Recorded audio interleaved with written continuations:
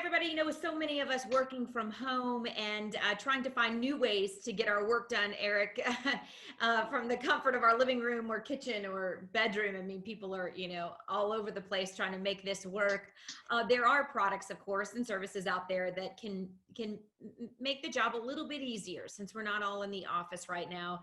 And this is what's great for our audience is that they have guys like you that can test things out, and through your own experience, you've learned the good and bad with a lot of different things. So I know a couple different products there that you have that you want to talk about. So I'm just going to let you, Sure. Take it away and just tell us more about what you're finding that can actually help people when they're working remote. Sure. I think it's no secret. A lot of folks are continuing to work from home, and we all read the headlines that even some folks that return to the office end up returning home just because of the nature of the virus. Right. And I've been working, like many folks, I have brought a laptop home, but I found that, I was used to working with multiple monitors and having a full keyboard and a wireless mouse. I've actually got 3 computers, so the ability to connect, a single keyboard or a single mouse to multiple computers is very helpful as well. So I have been testing and using a number of different peripherals for a while. There are a couple that jump out as being really pretty cool. Logitech has a wireless keyboard that is backlit, and they have a wireless mouse that you can connect to multiple computers, multiple Macs. The Logitech is the MX Master 3 for Mac, and the keyboard is MX Keys for Mac. And I've written a review on the Tech Republic site for those. And when I was preparing for that review, I contacted the Logitech product managers, and these folks were very knowledgeable. They're like scientists that can talk to you about ergonomic factors. They can talk very knowledgeably about the science that goes into the manufacturing and the materials that go into these devices. A little bit of it gets over my head with the physics and the materials, but I can tell you that the devices just work well. And as the sun starts to set, and if folks are like me, it's summer, it's getting hot, so I work with a shade drawn to help keep the temperature in the room down. The backlit on the keyboard is very helpful. It's something that I wish the Apple keyboard had, the wireless keyboard that Apple offers, but they don't. It's only on the keyboard that's on the Mac itself. And because I'm working with a docking station, which I'll talk about more in a moment, it really helps to have that backlit keyboard just because you're not hunting around for specific keys, especially when entering passwords. I think all of us use special characters in our passwords now, and it's sometimes hard to remember which keys, which characters are associated with. That comes in handy. The mouse also has a toggle on the bottom that you can associate the mouse with multiple computers. And that's really helpful. So if you're moving computers around or you want to move between a desktop and a laptop, you can do that without taking up a whole bunch of space on the desk with multiple mice. Certainly come in handy. I'm using a Bridge Technologies docking station. It's called the Stone Pro. I think I worked with the Stone previously.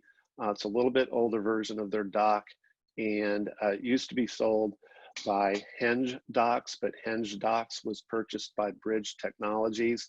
And these docking stations are first rate. It's the type of device that I'm surprised that Apple doesn't offer themselves.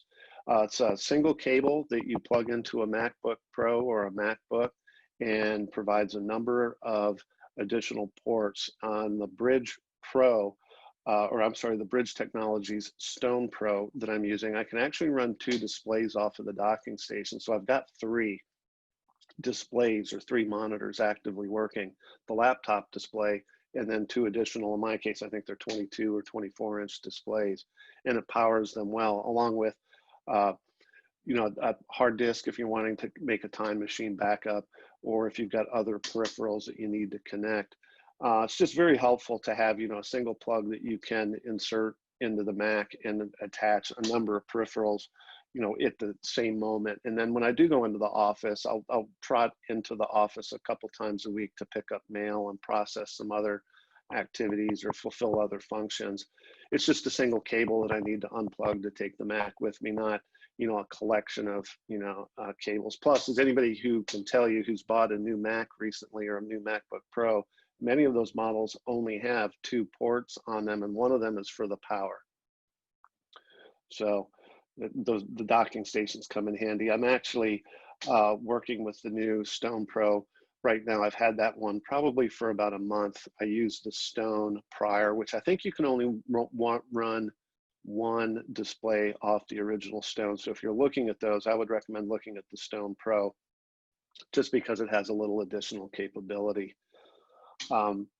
12 South is a company. If folks haven't ever checked out 12 South, this is a manufacturer that a colleague told me about, and they make wonderful cases and protective coverings for iPhones, iPads, and Macs. But they also have a hub. They're calling it the Stego USB-C Hub. I'm cheating, checking my notes on that to make sure I get the names right. But it's a smaller hub. I don't think it's powered. I've not broken the tape on it yet, but I'm going to be testing that over the next couple weeks. And it's highly portable. It looks like a device that you can carry with you, plug your Mac into using your own Mac's power cable, and then connect additional devices. You know, an external hard drive is one that frequently pops up, potentially a printer, that type of thing. So the 12 South Stego is another hub that I'm looking at that is reasonably priced. I think it's less than $100. I would have to double check that. But it's, you know, a small device that you can pack in a laptop bag, and you can use it at home. You can take it back into the office if you're going back and forth. But it's just one of those peripherals that if you're set up at a kitchen table can help make that a little bit easier. Yeah, that's definitely the situation, right? Set up at our kitchen tables or, you know, on the couch, wherever you can get the best Yeah. connection, you know, for a lot of people right now. Well, I think it makes a big difference to just kind of recognize the environment that we're in. I felt guilty on the occasion of a few conference calls. We've had some beautiful mornings here in Kentucky, and I've sat out on our back deck with my laptop, and I felt guilty until I saw some other people join the call who were doing the same thing. So, you know, it's not an ideal environment. A lot of us are having to learn to work remotely, whereas we haven't necessarily done that before. But nowhere is it written that we can't take advantage to try and enjoy that a little bit.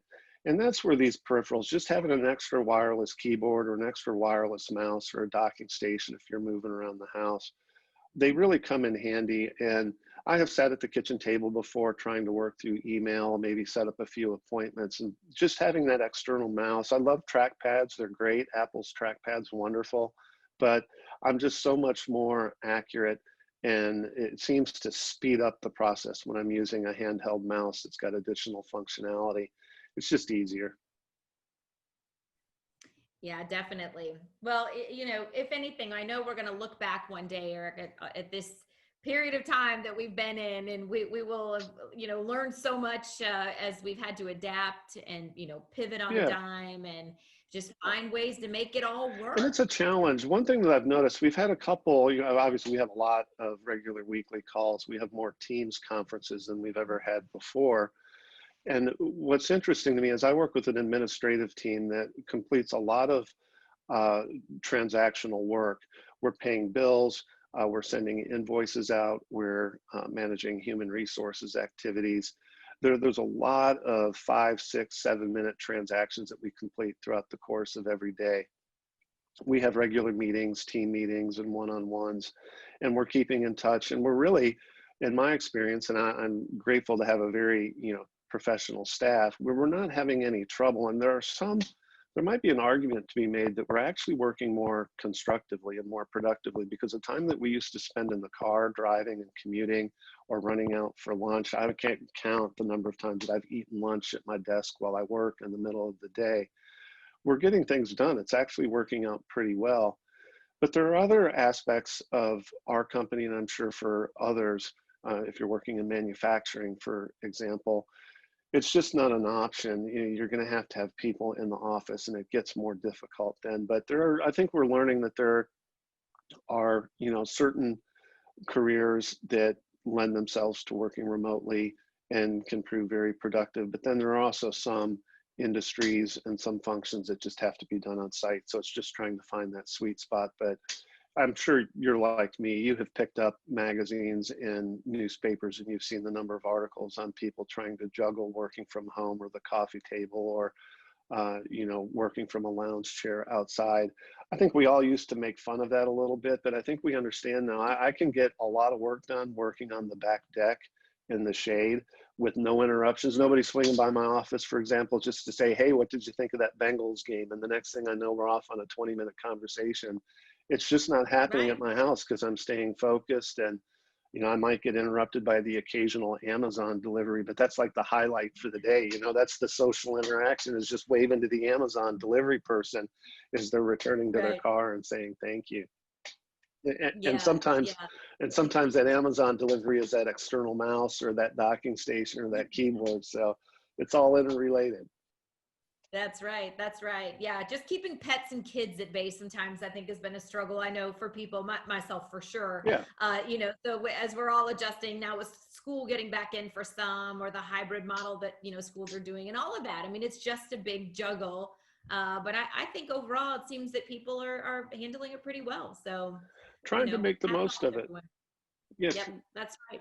Trying to make the most of it. And there are a number of different computer peripherals and accessories and gadgets that some are more helpful than others. I don't know if you or other colleagues with whom you work have the small charging blocks that you can use to recharge a phone when you're on the go. I've just received one of those to test and write about, and it's not something I thought that I would need, but I find myself now, I'm using AirPods for this call. I've got 2 sets of AirPods, I've got a phone, I've got an iPad, and sometimes I've got one outlet and I'm charging one device, but I've got 2 more that need to be charged. So there may even be an opportunity to press into service, working from home, those type of items when, in the past, we thought those were things maybe you needed when you were traveling. But I've noticed there's competition in the kitchen for charging stations. I don't know if you have that in your house, but we certainly have it here. Yes, most definitely we do. Well, and I think it'll be great, Eric. We'll do a, just like this, a follow-up video here soon in a couple of weeks to, kind of check back in and see where you are with some of these things, what new things you've picked up. Because it's really a help, I think, to our audience, to folks out there that are a little bit bewildered with, how am I going to make this work? Or now that for some, it looks like they may be staying home longer than, anticipated, or, who knows? So, so we'll definitely do a follow-up for all you guys out there and gals to watch. And we hope you'll check out Tech Republic for, many more related videos like this one, and articles, and many from Eric there as well. We really do appreciate all of you watching here today. And Eric, thanks for being with us. Thank you. I appreciate it.